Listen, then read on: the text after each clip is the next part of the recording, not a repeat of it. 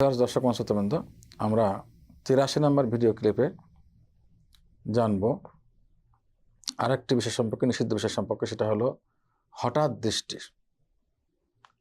হঠাৎ দৃষ্টি যদি স্থায়ী হয়ে যায় বা লেট হয়ে যায়, তখন এটা নিষিদ্ধ এবং হারাম, কোনো সন্দেহ নেই। করণীয় কি, সেটা সহিহ মুসলিমে রাসূলুল্লাহ সাল্লাল্লাহু আলাইহি ওয়াসাল্লাম বর্ণনা করেছেন। জারির রাদিয়াল্লাহু তাআলা আনহু থেকে বর্ণিত। তিনি বলেন, রাসূলুল্লাহ সাল্লাল্লাহু আলাইহি ওয়াসাল্লামকে আমি জিজ্ঞাসা করলাম হঠাৎ দৃষ্টি সম্পর্কে। হঠাৎ করে যদি দৃষ্টি চলে যায় এমন জায়গাতে যেটা নাকি ইসলামে পারমিশন দেয়নি, ধরেন কোনো মহিলার দিকে, তার চেহারার দিকে দৃষ্টি চলে গেল, বেগানা মহিলার দিকে, এই ক্ষেত্রে করণীয় কি? মহানবী সাল্লাল্লাহু আলাইহি ওয়াসাল্লাম বললেন, ইসরিফ বাসারাক, সঙ্গে সঙ্গে তুমি তোমার দৃষ্টিকে ওখান থেকে হটিয়ে নাও, ফিরিয়ে নাও। এটা হলো করণীয়। যদি সঙ্গে সঙ্গে ফিরিয়ে নেয় তাহলে এটা হারাম হলো না, হঠাৎ দৃষ্টিটা ক্ষমা।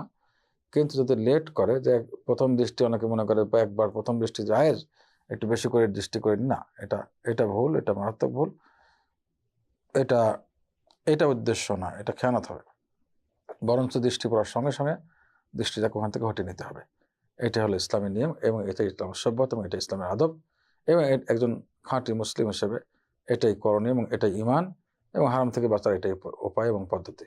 আল্লাহ তাআলা আমাদের সবাইকে তৌফিক দান করুন, আমিন। আসসালামু আলাইকুম ওয়া রাহমাতুল্লাহি ওয়া বারাকাতুহু।